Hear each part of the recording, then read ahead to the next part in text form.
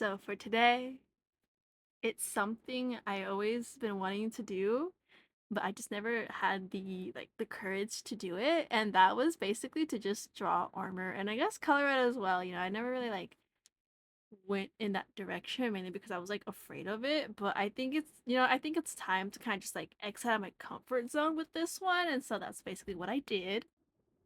This is my attempt at doing a pose. And poses aren't really my strong point or my strong suit, but the best I could do. Okay, listen, okay. Now, I also want to do a background. I honestly think a background needs to be done, especially when I was working so hard on this. I mean, I could have just done without the background, I really could have, but I felt like this was it. This was one that just kind of needed background, you know what I mean? I didn't like I didn't like it. The first pose, I did not like it. So this is my attempt at the second pose. Okay, this is the second one. Let me tell you real quick. This wasn't it either. Now this one's a bit different. I kind of I didn't like the still, I just because armor, I'm not familiar with armor, and I know armor just has a little bit limited mobility, and I guess how the way you can just maneuver. So this one I was like, you know what? Because I really wanted a full body armor, but I just couldn't do it in terms of especially with how I was doing the pose right now. This pose, this is not meant for a full body armor because I don't think you have enough flexibility to even do a lot of stuff in armor. So I decided to just do half and half. So this photo, okay, so I did some little bit of search up, how to do armor, what's this, design, kind of helped me to think to process what I want. So I went through Pexels, and it was Unsplash. It was Unsplash, hold on. Oh my god, where'd it go? Yeah, Unsplash. It was Unsplash. Unsplash and Pexels. I went through those two to kind of find armor, just a vague sense of how it works. Now, I really want to do fantasy armor, okay, but I'm not very professional. So if you think about it, how can you do fantasy if you can't really do normal real armor? I mean, there's no problem with just going straight to fantasy, but for me it was fairly very difficult to do that. I was struggling on even having to try how do I do this? So I went just for as realistic as possible. It's not going to be entirely wow, that's so realistic. How would you It's not going to be like that. It's just to make it look, at least, hey, that's armor. That is armor. Now, getting the coloring out of the way because that's not really important right now. This is where I was like, this background needs to be good. So this background I grabbed from one of the little examples that I grabbed. So this is the one that I grabbed. It's apparently a Gothic stone sculpture in Montreal Basilica in Montreal. I mean, I think it's in Canada. I may be wrong, but that's the photo that I grabbed as the inspiration to do the background. Quick rundown of how I did this was I grabbed the symmetry tool, which later I end up accidentally deleting. So rest in peace, symmetry tool. I don't know how to really get you back, but basically focused on more of the foreground, and then I started doing the background. And this was the time when I lost the symmetry tool, so I just couldn't do the symmetry in the foreground anymore. So I mean the background. What am I talking about? Rest. Bye. You're like, okay, that's all right. So got that finished, got that removed. I was like, okay, background done. Time to actually start coloring. And now when I started coloring, I used this brush. I forgot the brush name because it's in Japanese. I don't speak Japanese. Let me tell you that real quick. So it was like a brush. It's like an inky brush. So every time you color, it gets darker and darker. So almost like if you grab a marker and you're constantly going on the same color or same passing over and over again, it gets darker and darker and darker. Only difference is that it just won't rip your paper. This one makes digital art. So that's what I use to basically kind of get that cool armorish aesthetic. I don't know what I'm going for, but I was basically using that to get everything down, just to kind of get the darkest color. It was a bit difficult because it obviously wasn't opaque, so I probably should have did a base color first, an actual base color where it's not see-through, and then did it. But I wasn't thinking. Okay, I was having fun with the little brushes. I was like, ooh. So the colors I used were mainly on the yellow side with the green. to kind of get like that color. I don't know what I was thinking, because you know, like it's not just gonna be gray. You know, it's not just gray. Obviously, it has some tint to it. So yellow and green were like my two go colors to get that like rustic armorish look. No, you know, it's not perfect. I didn't want it to be like shiny.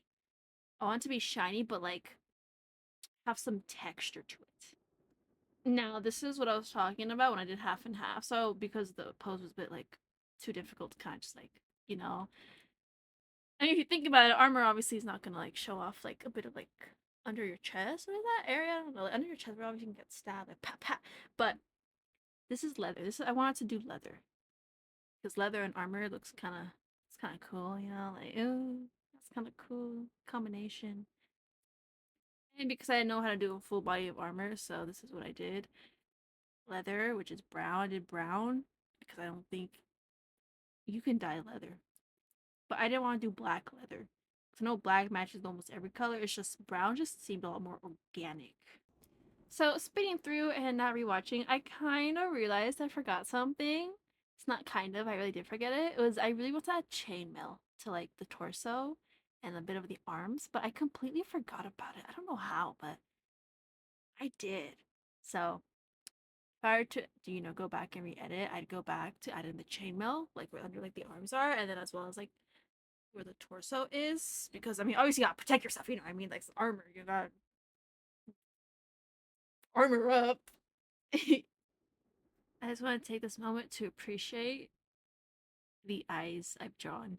Now, I've been having like this weird like time that every time I try to draw eyes, I just can't seem to draw them the way I draw them, like I used to draw them. Like for some reason, have you ever had like that moment where like you'll be drawing, but for some reason you just can't seem to do it the way you've always done it? Like eyes, for example.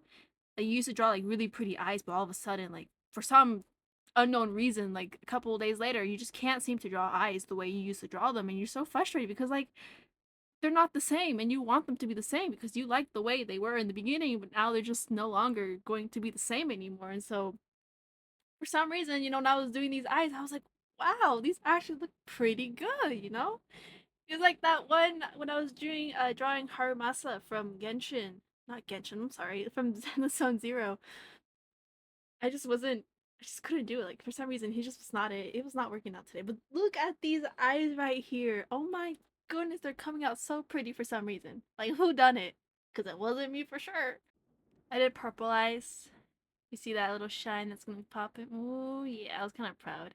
I had to shift the eyes a little more to the side because I mean usually when you have your head sideways kind of, I mean you're not gonna be looking straight ahead like the camera because that's gonna hurt. That's I'm doing it right now and it kinda it's very uncomfortable. So back into actually like looking at where he probably should be looking at. What's he looking at? Nothing. That's right. He's looking at nothing. Why? Because I didn't think this far ahead in planning with the pose I was doing. Ay ay ay.